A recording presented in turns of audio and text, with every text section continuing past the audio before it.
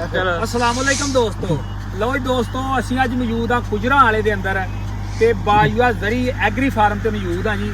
ਤੇ ਇਹਨਾਂ ਨੇ 25 ਏਕੜ ਦੇ ਅੰਦਰ ਆਹ ਸਿਸਟਮ ਲਾਇਆ ਵਾ। ਇਹ ਸਿਸਟਮ ਦਾ ਹੁਣ ਨਾਂ ਪਤਾ ਨਹੀਂ ਕੀ ਸਹੀ ਆ, ਮੈਨੂੰ ਇਹਦਾ ਨਾਂ ਨਹੀਂ ਆਉਂਦਾ।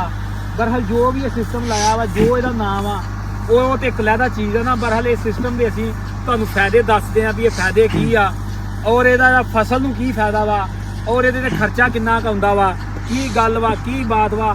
ਮੁਕੰਮਲ ਗੱਲਬਾਤ ਇਹਦੇ ਬਾਰੇ ਜਿਹੜੀ ਅਸੀਂ ਉਹ ਦੋਸਤਾਂ ਨਾਲ ਸ਼ੇਅਰ ਕਰਦੇ ਆ। ਸਾਡੇ ਨਾਲ ਮੌਜੂਦ ਨੇ ਭਾਈ ਫਜ਼ਾਨ ਬਾਜਵਾ ਸਾਹਿਬ, ਜਿਨ੍ਹਾਂ ਦਾ ਇਹ ਐਗਰੀ ਫਾਰਮ ਆ। ਇਹਨਾਂ ਨਾਲ ਅਸੀਂ ਗੱਲਬਾਤ ਕਰਦੇ ਆ ਕਿ ਇਹ ਕੀ ਸਿਸਟਮ ਆ, ਕੀ ਹਿਸਾਬ ਆ, ਇਹਦਾ ਕਿੰਨਾ ਖਰਚਾ ਆਇਆ ਵਾ, ਕਿੱਦਾਂ ਇਹ ਚੱਲਦਾ ਵਾ। ਮੁਕੰਮਲ ਜੋ ਵੀ ਅਪਡੇਟ ਆ ਭਾਈ ਹੁਣ ਦੱਸਦੇ ਸਾਨੂੰ। ਅਸਲਾਮ ਅਲੈਕੁਮ ਭਾਈਜਾਨ, ਸਭ ਤੋਂ ਪਹਿਲੇ ਦੱਸੋ ਵੀ ਇਹਦਾ ਫੀ ਏਕੜ ਖਰਚਾ ਕਿੰਨਾ ਵਾ? ਆ ਜਿਹੜਾ ਸਿਸਟਮ ਲਾਇਆ ਤੁਸੀਂ ਲਗਵਾਉਣ ਦਾ ਲਗਵਾਉਣ ਦਾ ਕੀ ਖਰਚਾ ਹੈ? ਲਗਵਾਉਣ ਦਾ ਖਰਚਾ ਹੈ ਤਕਰੀਬਨ ਸਬਸਿਡੀ ਅਸੀਂ ਲਗਵਾਇਆ ਹੈ। ਹਾਂਜੀ, ਤੇ 60% ਗਵਰਨਮੈਂਟ ਨੇ ਦਿੱਤਾ ਹੈ, 40% ਅਸਾਂ ਲਾਇਆ। ਇਹ ਕਿਹੜੇ ਸਾਲ ਚ ਲਵਾਇਆ ਸੀ ਤੁਸੀਂ? ਇਹ ਤਕਰੀਬਨ 2010 ਦੇ ਵਿੱਚ ਲਗਵਾਇਆ। 2010 ਚ ਕੋਈ ਸਕੀਮ ਆਈ ਤਾਂ ਉਦੋਂ ਲਵਾਇਆ? ਹਾਂਜੀ, ਉਦੋਂ ਲਗਵਾਇਆ। ਇਹ ਕਿੰਨੇ ਏਕੜਾਂ ਤੇ ਲੱਗਾ ਇਹ ਸਿਸਟਮ? ਇਹ 5 ਏਕੜਾਂ ਦੇ ਲੱਗੇ, ਇੱਕ ਮਰਬੇ ਤੇ। ਇੱਕ ਮਰਬੇ ਦੇ ਲੱਗਾ ਵਾ। ਤੇ ਇਹਦਾ ਕੀ ਹਿਸਾਬ ਆ, ਇਹਦਾ ਕੀ ਫਾਇਦਾ ਵਾ ਲਾਉਣ ਦਾ? ਫਾਇਦਾ ਥੋੜਾ ਜਿਹਾ ਦੱਸੋ ਇਹਦਾ। ਇਹਦਾ ਫਾਇਦਾ ਤੇ ਬੜਾ ਜਿਹਾ ਜੇ ਪਿੱਛੇ ਤੁਸੀਂ ਖਾਦ ਫਲੱਡ ਕਰ ਸਕਦੇ ਹੋ। ਪਿੱਛੇ ਠੀਕ ਹੈ, ਪਿੱਛੇ ਜਿਹੜਾ ਝਬੱਚਾ ਬਣਿਆ ਉਹਦੇ ਵਿੱਚ ਖਾਦ ਪਾਓ, ਸਾਰੇ ਉੱਪਰ ਦੀ ਖਾਦ ਜਿਹੜੀ ਫਲੱਡ ਹੋ ਜਾਏਗੀ। ਰੂੜੀ ਵਗੈਰਾ ਵੀ ਪੈ ਸਕਦੀ ਆ? ਜੋ ਕੁਝ ਮਰਜ਼ੀ ਪਾ ਸਕਦੇ ਹੋ ਤੁਸੀਂ। ਠੀਕ। ਦੂਸਰਾ ਜਿੰਨੀ ਮਰਜ਼ੀ ਤੁਸੀਂ ਫਸਲ ਕਰ ਸਕਦੇ ਹੋ, ਕਣਕ ਆਪਣੀ ਮਰਜ਼ੀ ਦੀ। ਸਹੀ ਆ। ਤੇ ਖਾਦ ਦੀ ਵੀ ਬਚਤ ਇਹਦੇ ਵਿੱਚ, ਪਾਣੀ ਦੀ ਵੀ ਬਚਤ ਹੈ, ਸਹੀ। ਟਾਈਮ ਦੀ ਵੀ ਬੜੀ ਬਚਤ ਹੈ। ਤੇ ਸਮਝੋ ਤੁਸੀਂ ਇਹ ਬਾਰਿਸ਼ ਹੀ ਹੋ ਰਹੀ ਹੈ, ਮੌਸਮੀ ਬਾਰਿਸ਼ ਹੈ, ਤੇ ਇਹਦਾ ਬੜਾ ਬੈਨੀਫਿਟ ਹੈ। ਠੀਕ ਹੈ। ਅੱਛਾ, ਇਹ ਕਿਹੜੀ ਸ਼ਹਿਰ ਨਾਲ ਚੱਲਦਾ ਵਾ ਪਿੱਛੋਂ ਇਹ ਜਿਹੜਾ ਆ ਪਾਣੀ ਦਾ ਪ੍ਰੈਸ਼ਰ ਬਣਦਾ? ਕਿਹੜੀ ਸ਼ਹਿਰ ਪਿੱਛੇ ਪਿੱਛੇ ਪੱਖਾ ਲੱਗਿਆ? ਠੀਕ ਹੈ, ਉਹ ਪੱਖਾ ਲੱਗਿਆ ਪਿਛਲੀ ਸਾਈਡ ਤੇ, ਤੁਹਾਨੂੰ ਖਾਵਾਂਗੇ ਜਾਂਦੇ ਆ। ਹਾਂਜੀ, ਉਹ ਟਰੈਕਟਰ ਅੱਗੇ ਲੱਗਣਾ ਹੈ ਹਾਂਜੀ। ਤੇ ਟਰੈਕਟਰ ਨੇ ਪ੍ਰੈਸ਼ਰ ਦੇਣਾ ਤੇ ਇਹ ਚੱਲਣਾ। ਅੱਛਾ, ਇਹਦੀ ਕੋਈ ਕਪੈਸਿਟੀ ਵੀ ਹੈਗੀ ਆ ਪ੍ਰੈਸ਼ਰ ਕਰਨ ਦੀ ਕਿ ਅਸੀਂ ਇੰਨਾ ਜਿਹੜਾ ਇਹਨੂੰ ਕਰ ਸਕਦੇ ਹਾਂ? ਹਾਂਜੀ, ਇਹਦੀ ਵੱਧ ਘੱਟ ਕਪੈਸਿਟੀ, ਜਿੰਨੀ ਮਰਜ਼ੀ ਤੁਸੀਂ ਵਧਾ ਸਕਦੇ ਹੋ, ਜਿੰਨੀ ਮਰਜ਼ੀ ਘਟਾ ਸਕਦੇ ਹੋ। ਸਹੀ। ਅੱਛਾ, ਇਹ ਜਦੋਂ ਤੁਸੀਂ ਪੱਖਾ ਪਿੱਛੇ ਚਲਾਉਂਦੇ ਜੇ, ਇਹ ਜਿੰਨੇ 25 ਏਕੜ ਆ ਸਾਰਿਆਂ ਦੇ ਵਿੱਚ ਮਿਲ ਜਾਂਦਾ ਵਾ ਪਾਣੀ? ਹਾਂਜੀ, ਇਹ ਬਾਲ ਲੱਗੇ ਨੇ। ਅੱਛਾ। ਤਾਰ ਤੋਂ ਉੱਤੇ ਨਾਲੇ ਨਹੀਂ ਚੱਲਦੇ। ਅੱਛਾ, ਗੰਨਾਂ ਕਿੰਨੀਆਂ ਤੁਹਾਡੇ ਕੋਲ ਜਿਹੜੀਆਂ ਚੱਲਣ ਪਈਆਂ? 2 ਗੰਨਾਂ। ਸਹੀ ਹੈ। ਅੱਛਾ, ਇਹ 2 ਗੰਨਾਂ ਨੇ। ਤੁਸੀਂ ਅਗਰ ਜ਼ਿਆਦਾ ਗੰਨਾਂ ਲੱਗਣ ਤਾਂ ਫੇਰ? ਨਹੀਂ, ਟਰੈਕਟਰ ਪ੍ਰੈਸ਼ਰ ਇੰਨਾ ਬਣਾ ਸਕਦੇ 2 ਗੰਨਾਂ ਦੇ। ਅੱਛਾ, ਦੋ ਹੀ ਲੱਗ ਸਕਦੀਆਂ ਨੇ ਬਾਕੀ ਤਾਂ। ਹੋਰ ਤੇ ਇਹ 20 ਏਕੜ ਦੇ ਉੱਤੇ ਕਿੰਨਾ ਖਰਚਾ ਆ ਜਾਂਦਾ ਪਾਣੀ ਲਾਉਣ ਦਾ? ਗੰਦਮ ਦੇ 1 ਏਕੜ ਦੇ ਉੱਤੇ ਕਿੰਨਾ ਖਰਚਾ ਤੁਹਾਡਾ ਆ ਜਾਂਦਾ ਪਾਣੀ ਲਾਉਣ ਦਾ? ਇਹ ਪਾਣੀ ਆਪਣੀ ਮਰਜ਼ੀ ਹੈ, ਜ਼ਿਆਦਾ ਲਾਓ ਕਮ ਲਾਓ, ਅਸੀਂ ਤਾਂ ਆਪਣੇ ਹਿਸਾਬ ਨਾਲ ਲਗਾਈਦਾ। ਜਿਹੜਾ 10-15 ਦਿਨ ਗੁਜ਼ਰ ਜਾਂਦਾ। ਸਹੀ ਹੈ। ਇਹ ਕਿੰਨੀ ਦੇਰ ਚ ਕਿੱਲਾ ਪੀ ਜਾਂਦਾ? ਕਿੱਲਾ 1 ਘੰਟੇ ਵਿੱਚ। ਆਪਣੀ ਮਰਜ਼ੀ ਨਾਲ ਜ਼ਿਆਦਾ ਲਾਣਾ ਤੇ ਥੋੜਾ ਲਾਣਾ, ਤਕਰੀਬਨ 1 ਘੰਟੇ ਨਾਲ ਗੁਜ਼ਾਰਾ ਹੋ ਜਾਂਦਾ ਥੋੜਾ। ਤੇ 1 ਘੰਟੇ 'ਚ ਕਿੰਨਾ ਖਰਚਾ ਆ ਜਾਂਦਾ ਪਿੱਛੋਂ ਬਿਜਲੀ ਦਾ ਤੇ ਡੀਜ਼ਲ ਦਾ, ਟਰੈਕਟਰ ਦਾ? ਤਕਰੀਬਨ ਤੁਸੀਂ ਕਹਿ ਲਓ ਕਿ 3000 ਰੁਪਏ ਆ ਜਾਂਦਾ 1 ਘੰਟੇ ਦਾ। ਅਸੀਂ ਕਦੀ ਕੋਈ ਐਡਾ ਆਈਡੀਆ ਕਿੱਦਿਆ ਨਹੀਂ। 2 ਲੀਟਰ ਟਰੈਕਟਰ ਦੇ ਡੀਜ਼ਲ ਖਾ ਜਾਂਦਾ, 2-2.5 ਲੀਟਰ। ਹਾਂ, ਤੇ ਕੋਈ 2 ਯੂਨਿਟ ਬੱਤੀ ਦਾ ਜਾਨ ਕਿ 1500 2000 ਰੁਪਇਆ, 2000 ਰੁਪਇਆ। ਅਸੀਂ ਇੰਨਾ ਕੱਢਿਆ ਕੋਈ ਨਹੀਂ ਹੈ। ਤੇ ਜੇ ਬਿਲਕੁਲ ਪਾਣੀ ਥੋੜਾ ਲਾਓ ਤੇ 1500 ਰੁਪਇਆ। ਅੱਛਾ, ਇਹਦਾ ਫਾਇਦਾ ਕੀ ਹੈ ਕਣਕ ਦੇ? ਇਹਦੇ ਨਾਲ ਜਿਹੜਾ ਪਾਣੀ ਲੱਗਦਾ ਵਾ ਉਹਦਾ ਕੀ ਫਾਇਦਾ ਵਾ ਇਹਦਾ? ਇਹਦਾ ਫਾਇਦਾ ਤੇ ਇਹ ਇੱਕ ਤੇ ਕਿਨਾਲੇ ਦਾ ਕਣਕ ਬੂਟਾ ਜ਼ਿਆਦਾ ਮਾਰਦੀ ਹੈ। ਅੱਛਾ। ਦੂਸਰਾ ਇਹਦਾ ਫਾਇਦਾ ਇਹਦੇ ਤੇ ਖਾਦ ਦੀ ਬਚਤ ਹੈ। ਤੇ ਅਗਰ ਕੋਈ ਸਪਰੇਅ ਕਰਨੀ ਹੋਵੇ ਤੇ ਤਾਕਤ ਆਈ ਤਾਂ ਵੀ ਹੋ ਸਕਦੀ ਹੈ ਇਹਦੇ ਨਾਲ? ਇਹਦੇ ਨਾਲ ਸਪਰੇਅ ਨਹੀਂ ਹੋ ਸਕਦੀ, ਖਾਦ ਵਗੈਰਾ। ਤੇ ਇਹ ਤਾਂ ਹੁਣ ਸਾਨੂੰ ਨਹੀਂ ਲੱਗਦਾ ਭੇਜਣ ਲੱਗਾ ਕਿ ਪ੍ਰੈਸ਼ਰ ਵੱਧ ਗਿਆ, ਕੀ ਗੱਲ ਆ? ਇਹ ਪ੍ਰੈਸ ਨਹੀਂ ਰੱਖਿਆ ਇਹਦਾ ਅੱਛਾ, ਇੱਕ ਦਿਹਾੜੀ ਦੇ ਅੰਦਰ ਇਹ ਕਿੰਨੇ ਕਿੱਲੇ ਜਿਹੜੇ ਭਰ ਦਿੰਦਾ ਵਾ? 10 ਕਿੱਲੇ, ਤਕਰੀਬਨ 10 ਕਿੱਲੇ ਲਾ ਦਿੰਦੇ। ਇੱਕ ਦਿਹਾੜੀ 'ਚ 10 ਕਿੱਲੇ ਬਗੈਰ ਕਈ ਤੋਂ, ਬਗੈਰ ਕਿਸੇ ਹੀਲ ਤੋਂ, ਬਗੈਰ ਕਿਸੇ ਹੁਜਤ ਤੋਂ ਚੁੱਪ ਕਰਕੇ ਟਰੈਕਟਰ ਆਓ, ਮੋਢੇ ਕਰਾਸ ਰੱਖੋ, ਕਰਾਸ ਲਾਓ, ਜਿਹੜੀ ਪੈਲੀ 'ਚ ਪਾਣੀ ਲਾਉਣਾ ਵਾ ਉਹ 2 ਗੰਨਾਂ ਲਾਓ। ਪਤਾ ਨਹੀਂ ਜੀ ਹੁਣ ਗੰਨ ਦਾ ਕੀ ਨਾਂ ਵਾ, ਕਲੈਸ਼ਨ ਆ 44 ਆ, ਕਿਹੜੀ ਇਹ ਬੜਾ ਵਾ, ਤੇ ਜਾਂ ਕੋਈ ਟੈਂਕ ਦੀ ਗੰਨ ਵਾ। ਤੇ ਪ੍ਰੈਸ਼ਰ ਦੇਖ ਸਕਦੇ ਹੋ ਤੁਸੀਂ, ਧੂੜਾ ਪੱਟੀ ਤੇ ਧੂੜਾਂ ਪੱਟੀ ਜਾਂਦੀ ਆ ਔਰ ਮਾਹੌਲ ਦੋਸਤ ਵੀ ਆਏ। ਇੰਜੀ ਆ ਭਾਈ? ਵੀਊ ਬੜਾ ਅੱਛਾ ਹੁੰਦਾ। ਇਹ ਤਾਂ ਗਰਮੀਆਂ ਲੱਗੀਆਂ, ਹੁਣ ਪਿੰਡ ਵਿੱਚ ਚੱਲਦੀ ਹੋਵੇ ਬੜੀ ਠੰਡ ਹੋਣੀ ਚਾਹੀਦੀ। ਅੱਛਾ, ਨਾਲ ਸਾਡੇ ਮੌਜੂਦ ਆ ਜੀ ਭਾਈ ਰਿਆਜ਼। ਅੱਛਾ, ਭਾਈ ਰਿਆਜ਼, ਇਹ ਬਾਜਵਾ ਐਗਰੀ ਫਾਰਮ ਤੇ ਆਣ ਕੇ ਤੁਹਾਨੂੰ ਕਿੱਦਾਂ ਮਹਿਸੂਸ ਹੋਇਆ? ਇਹ ਜਿਹੜਾ ਸਿਸਟਮ ਲੱਗਾ ਵਾ ਤੁਸੀਂ ਪਹਿਲੀ ਦਫਾ ਹੀ ਦੇਖਿਆ ਵਾ ਕਿ ਜਾਂ ਅੱਗੇ ਵੀ ਲੱਗਾ? ਨੇ ਪਹਿਲੇ ਦੇ ਵੇਖੇ ਜੱਟਾਂ ਨੇ ਕੰਮ ਤੇ ਕੀਤਾ ਪੂਰਾ ਤਕੜਨੇ। ਸਹੀ ਆ। ਤੇ ਫਿਰ ਇਹਦੇ ਵਿੱਚ ਬੱਚੇ ਤੇ ਫਿਰ ਜਦੋਂ ਆਪਾਂ ਕਣਕ ਬੀਜਨੇ ਆ ਨਾ ਤੇ ਜ਼ਿਆਦਾ ਪਾਣੀ ਦੇ ਦਈਏ, ਉਹਨੂੰ ਨਿਕਲਦੇ ਬੜਾ ਟਾਈਮ ਲੱਗਦਾ। ਇਹਦੇ ਨਾਲ ਮਾੜਾ ਜਿਹਾ ਛੱਟਾ ਮਾਰਨ ਇੰਜ ਪੂਰਾ ਤਰ੍ਹਾਂ ਕਣਕ ਨਿਕਲ ਆਉਂਦੀ। ਨਹੀਂ, ਕਣਕ ਮਾਸ਼ਾਅੱਲਾ ਦੇਖਣ ਡਏ ਅਸੀਂ। ਇਹ ਭਾਈ 0 ਡਰਿਲ ਕੀਤੀ ਗਈ ਆ, ਕੋਈ ਸੁਪਰ ਸੀਡਰ ਨਹੀਂ, ਕੋਈ ਲੱਪੜ ਨਹੀਂ, ਕੋਈ ਚੱਕੜ ਨਹੀਂ, ਕੋਈ ਰੂਟਰ ਨਹੀਂ, ਕੋਈ ਹੱਲਾ ਨਹੀਂ, 0 ਡਰਿਲ ਮੂੰਜੀ ਵੱਢੀ ਆ ਅਪਰਾਲ ਨੂੰ ਅੱਗ ਲਾਓ ਜਾਂ ਬਾਹਰ ਕੱਢੀ ਆ ਤੇ ਮਗਰ ਡਰਿਲ ਚ ਖਾਦ ਦੀ ਪਾ ਕੇ ਤੇ ਡਰਿਲ ਕਰ ਔਰ ਦਿੱਤੀ ਆ। ਦੂਸਰੀ ਗੱਲ ਵੇ ਕਣਕ ਦਾ ਬੁਸ਼ਲ ਕਿੰਨਾ ਤੇ ਮੋਟਾ ਕਣਕ ਮਾਸ਼ਾਅੱਲਾ ਦੇਖੋ ਆ ਕਣਕ ਦਿਖਾਓ ਜੀ, ਤਕਰੀਬਨ ਇਹ 25 ਤੋਂ 26 ਦਿਨ ਦੀ ਕਣਕ ਹੋ ਗਈ ਆ ਤਕਰੀਬਨ ਜੀ। ਮਕੌਲ ਘਰ ਆਇਆ ਤੇ 25 ਤੋਂ 26 ਦਿਨ ਦੀ ਆ ਕਣਕ ਆ ਜਾਂ ਦੇਖ ਸਕਦੇ ਤੁਸੀਂ।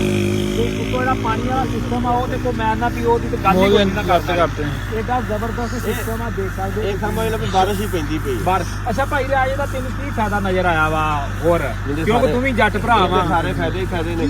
ਇੱਕ ਖਾਲ ਪਾਣੀ ਦਾ ਭਰੀਜਣਾ ਹੈ, ਹਾਂਜੀ। 2-2.5 ਘੰਟੇ ਰੱਖ ਕੇ ਖਾਲ ਪਾਣੀ ਦਾ ਭਰੀਜਣਾ ਹੈ। ਹਾਂਜੀ ਇਹ ਤਾਂ ਪਾਣੀ ਪਹਿਲੇ ਹੀ ਪੈਰਾਂ ਦੇ ਵਿੱਚ ਹੈ। ਫਿਰ ਭਾਈ ਜਦੋਂ ਖਾਲ ਭਰੀਚਣਾ ਵਾ ਨਾ ਉਹਦੇ ਲਈ 2 ਦਿਨ ਬੰਦੇ ਪਾਣੀ ਸੰਭਾਲਣ ਦੀ ਧੋਣੀ ਚਾਹੀਦੀ ਹੈ ਨਾ। ਇਹਦੇ 'ਚ ਬੰਦਾ ਆਵੇ ਜਾਂ ਗੰਨਾ ਫੜੇ ਤੇ ਜੇ ਮੂੰਹ ਬਦਲ ਦੇਵੇ ਹਾਂਜੀ। ਚੱਲ ਫਿਰ ਗੱਲ ਕਰ। ਅੱਛਾ ਜਿਹੜੀ ਟਾਲੀ ਚ ਇਹ ਇੱਕ ਟਾਲੀ ਚ ਇੱਕ ਗੰਨਾ ਲੱਗੀ ਹੈ ਕਿ ਇੱਕ ਟਾਲੀ ਚ 2 ਗੰਨਾ ਉਹ ਲੱਗੀ ਹੋਈ ਯਾਨੀ ਕਿ ਇੱਕ ਟਾਲੀ ਚ 2 ਗੰਨਾ ਨੇ।